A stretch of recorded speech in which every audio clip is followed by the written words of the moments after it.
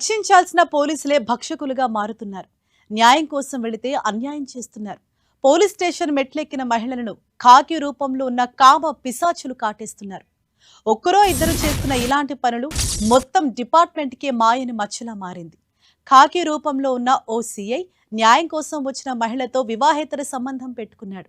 ఆమెతో సన్నిహితంగా మెలిగాడు. ఆ మహిళ ప్రెగ్నెన్సీ అయితే అబార్షన్ చేయించాడు. ఆ తర్వాత సన్నిహితంగా మెలిగిన వీడియోలు చూపిస్తూ డబ్బులు డిమాండ్ చేశాడు. ఈ ఖాకీ ఎవరో కాదు, జూబ్లీహిల్స్ సీఐగా పనిచేసిన శ్రీనివాసులు రెడ్డి. 1,00,000 కాదు, 2 లక్షలు కాదు, 2 కోట్ల వరకు బాధిత మహిళ నుంచి తీసుకున్నట్లు ఆరోపణలు ఉన్నాయి. బాధిత మహిళ జూబ్లీహిల్స్ సీఐ శ్రీనివాసులు రెడ్డిపై డైరెక్ట్ గా డీజీపీని కలిసి ఫిర్యాదు చేసింది. తన ఫిర్యాదుకు సంబంధించిన ఆధారాలు అన్నీ సమర్పించింది. వాట్సాప్ చాటింగ్లు, నగదు పంపిన డీటెయిల్స్, అబార్షన్ చేయించిన ఆసుపత్రి బిల్లులు, అన్ని ఆధారాలు సమర్పించింది. బాధిత మహిళ ఇచ్చిన ఆధారాల ఆధారంగా పోలీసులు విచారణ చేపట్టారు. మరోవైపు సీఐ శ్రీనివాసులు రెడ్డిపై సస్పెన్షన్ వేటు వేశారు. పూర్తి నివేదిక వచ్చిన తర్వాత చట్టపరమైన చర్యలు తీసుకుంటామని పోలీసు ఉన్నతాధికారులు చెప్తున్నారు.